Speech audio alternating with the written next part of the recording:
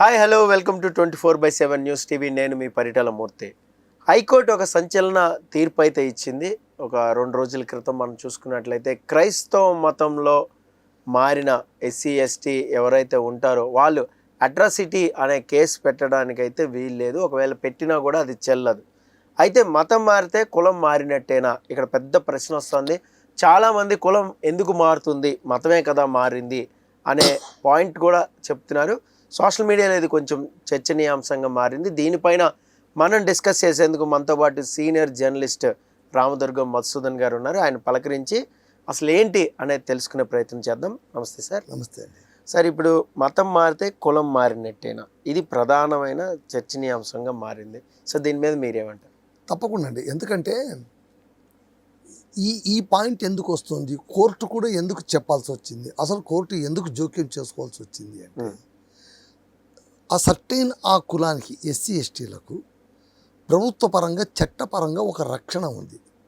ఏంటి, ఎవరినైనా సరే ఎస్సీ ఎస్టీలను కులం పేరుతో దూషిస్తే ఎస్సీ ఎస్టీ అట్రాసిటీ కేసు కింద నమోదు చేస్తే వాళ్లకు బెయిల్ లేకుండా అరెస్ట్ వారెంట్ ఉంటుంది. ఇది చాలా కఠినమైనటువంటి చట్టం ఇది. అయితే ఈ చట్టాన్ని అంటే మిగిలిన అన్ని చట్టాల్లాగానే ఇప్పుడు మనకు సమాజంలో చాలా చట్టాలు వస్తున్నాయి. అయితే ఆ చట్టాలను ఎంతవరకు ఉపయోగించుకుంటున్నారు సమర్థంగా అనేది ఎప్పటికీ ప్రశ్నార్థకమే. ఈ ఎస్సీ ఎస్టీ అట్రాసిటీ కేసు కూడా చాలామంది వాళ్ళు వేయకుండా, ఇప్పుడు ఫర్ ఎగ్జాంపుల్ ఒక నాయకుడు ఎవరో వెనుక ఉంటాడో ఎస్సీ ఎస్టీ చేత ఒక కేసు వేయించేస్తాడు. ఎవరిపైన తనకు ఎవరైతే అపనెంటున్నారో వాళ్ళపైన వేయించేస్తారు. వాడిని తీసుకొని పోయి లోపల కూర్చోబెట్టేస్తారు. వాళ్ళు దాన్ని తేల్చుకొని బయటకు వచ్చేసరికి ఎంత టైం పడుతుంది? ఇది అవసరమా? ఇది ఎంతవరకు సరి అనేది ఖచ్చితంగా డిబేటబుల్ పాయింట్గా మారింది. 2 రోజుల క్రితం హైకోర్టు ఏం చెప్పిందంటే, ఆంధ్రప్రదేశ్ హైకోర్టు ఏం చెప్పింది, షెడ్యూల్డ్ కులాలు ఎస్సీ వ్యక్తులు క్రైస్తవ మతంలోకి మారితే ఆ రోజునే ఎస్సీ హోదా కోల్పోతారు, ఆ రోజునే అని స్పష్టం చేశారు. అలాంటి వాళ్ళు ఎస్సీ ఎస్టీ చట్టం కింద ఎలాంటి రక్షణ పొందలేరు.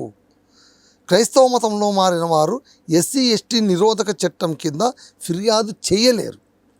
ఒకవేళ ఫిర్యాదు ఆధారంగా కేసు నమోదు చేసినా అది చెల్లదు అని హైకోర్టు చాలా స్పష్టంగా చెప్పింది.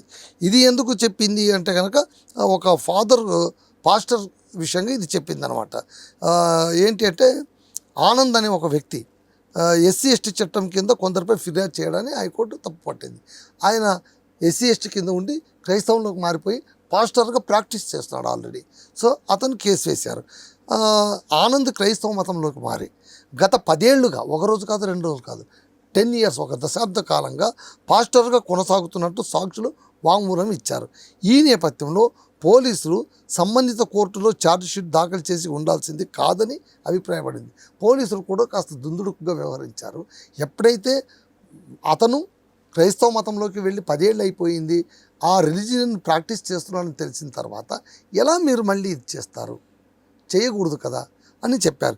సో ఈ విధంగా అయితే ఆయన ఏం చెప్పారు, ఓకే కానీ కుల ధృవీకరణ పత్రం ఉంది నా దగ్గర, దాన్ని రద్దు చేయలేదు కదా, మళ్ళీ నేను ఇంకా అర్హుడిని కదా అంటే, నో, కుల ధృవీకరణ పత్రం రద్దు చేయకపోయినా కూడా మీరు మారినట్టు రుజువు ఉంటే ఖచ్చితంగా మీకు అర్హత లేదు. ఆయన పాస్టర్, అంతకంటే మించి రుజువు ఏం కావాలి? కాబట్టి ఆయన కేసు కాస్త వీగిపోయింది. సో ఏంటి నేపథ్యం, ఎవరిపైన వేశారంటే అక్కాల రామిరెడ్డి మరికొందరు కులం పేరుతో తనను దూషించారని వారిపై ఎస్సీ ఎస్టీ కేసు కింద నమోదు చేయాలని గుంటూరు జిల్లా పిట్లవానిపాలెం మండలం కొత్తపాలెంకు చెందిన పాస్టర్ చింతాడ ఆనంద్ 2021 జనవరిలో 21 చందోల్లో ఫిర్యాదు చేశారు. ఈ ఫిర్యాదు ఆధారంగా పోలీసులు రామిరెడ్డి మరికొందరిపై కేసు నమోదు చేశారు. ఈ కేసును కొట్టివేయాలని కోరుతూ రామిరెడ్డి తదితరులు 2022లో కోర్టును ఆశ్రయించారు. సో ఇంత సుదీర్ఘమైనటువంటి కేసు ఇది. సో మీరు ఆలోచించాల్సింది ఏంటంటే, అసలు వీళ్ళు మతం ఎందుకు మారాల్సి వస్తుంది? అదొక పెద్ద సోషల్ డిబేటబుల్ పాయింట్. సో ఎవరైనా ఒక వ్యక్తి ఎందుకు ఒక అంశం నుంచి ఇంకొక అంశానికి, ఒక మతం నుంచి ఇంకొక మతానికి ఎందుకు మారుతారు అంటే కనుక, అందులో ఉండే వెసులుబాటు కావచ్చు, అందులో తన ఉనికికి గౌరవం లభించడం కావచ్చు. ఇది ఎగ్జాక్ట్ పాయింట్. తన ఉనికికి ఒక అంతే కదా. ఎగ్జిస్టెన్స్ ఎవరైనా ఒక గౌరవం రెస్పెక్ట్ ఉంటుంది. ఇక్కడ దొరకని గౌరవం తన వేరే చోట మనిషిగా దొరుకుతుంది. చూస్తారు అన్న చోట ఖచ్చితంగా వెళ్తారు. ఇప్పుడు ఉద్యోగం కూడా అంతే కదా, ఇక్కడ లేని గౌరవం వేరే చోట ఉంటుందనే మారుతారు. కాకపోతే ఇప్పుడు ఏమైపోయిందంటే ఆరోపణలు, ఇది ఎంతవరకు నిజం అనేది ఐ డోంట్ నో. ఆరోపణలు ఏమొస్తున్నాయంటే సరిగ్గా ఈ వీక్ పాయింట్ని పట్టుకొని క్రైస్తవ మతస్థులు, అంటే విదేశాల్లో ఉన్నటువంటి క్రైస్తవ మిషనరీలు డబ్బు ఆశ చూపి ఎస్సీ ఎస్టీలను తమ మతంలో మార్చుకుంటారు. ఎందుకంటే ఇప్పుడు చూడండి, ఎస్సీ ఎస్టీలుగా ఉంటే కనుక వాళ్ళ ఆలయంలోకి వెళ్ళడానికి వీల్లేదు, పూజలు చేయడానికి వీల్లేదు, ఇది వరకు అందరితో కలవడానికి వీల్లేదు.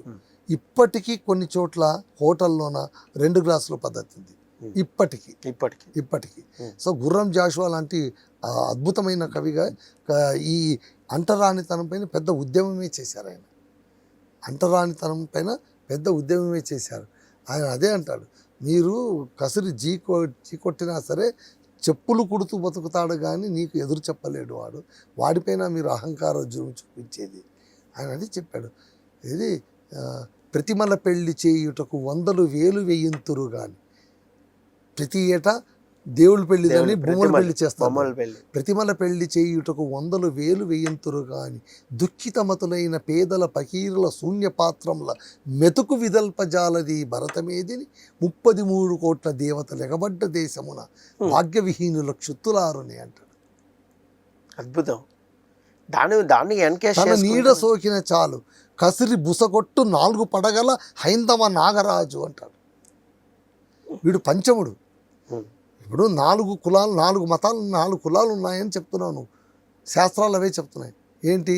బ్రాహ్మణ, వైశ్య, క్షత్రియ, శూద్ర కులాలు అని అంటావు. మళ్ళీ 5వ నేనెవడిని, నాది ఏ కులం నాది అని ప్రశ్నకు సమాధానం లేదు. అందుకే తన ఉనికి సోకిన చాలు కసిరి బుసకొట్టు 4 పడగల హైందవ నాగరాజు అని జాషువా చెప్పాడు. గబ్బిలము అనేటువంటిది ఒక అద్భుతమైన కావ్యం. అంటే ప్రతి ఒక్కరూ కూడా ఇలా చేశారు. అంతేందుకు కొలకలూరి నాగ్ గారు ఊరబావి అని ఒకటి నాటకమే రాశాడు. అంటే ఊర్లో ఉండే బావిలోన నీళ్లు తోడుకోవడానికి కూడా వాళ్ళకి అవకాశం లేదు.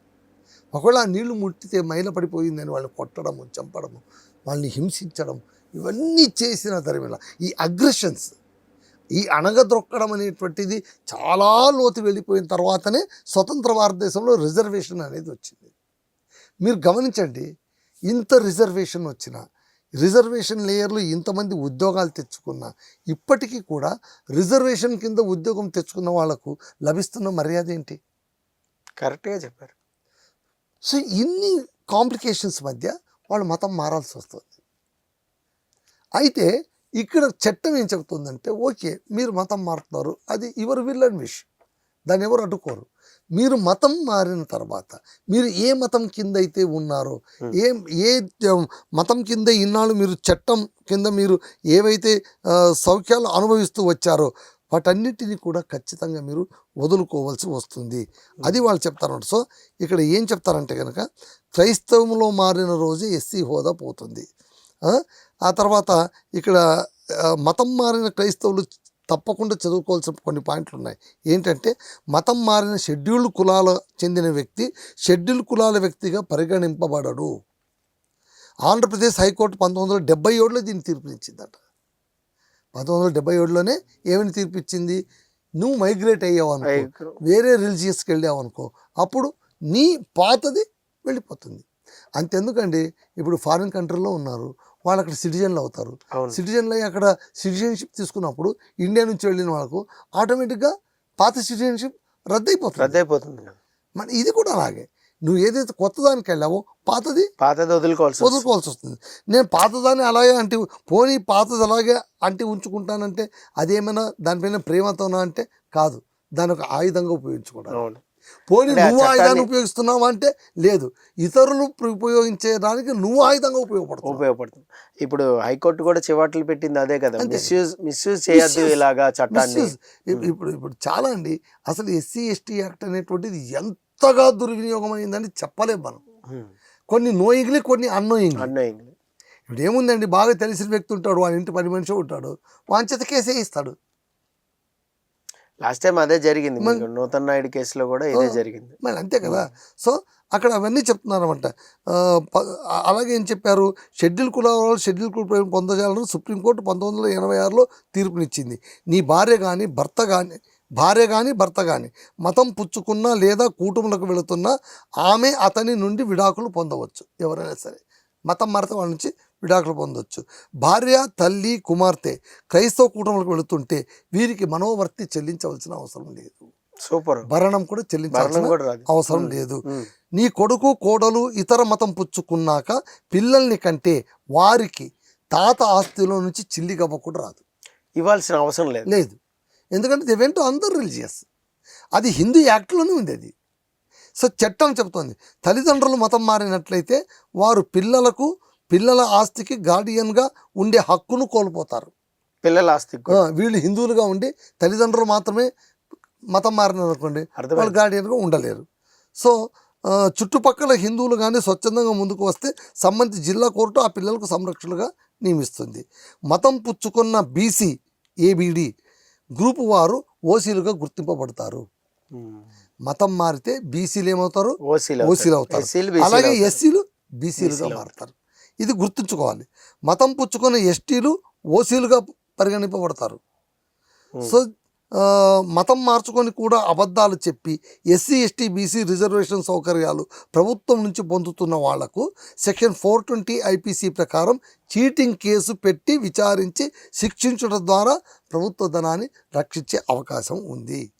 అలాగే ఎస్సీ, ఎస్టీ, బీసీ కోటాలో ఉద్యోగం సంపాదించిన తర్వాత మతం మారి చర్చికి వెళ్ళడం ప్రారంభిస్తే బీసీలుగా మారతారు.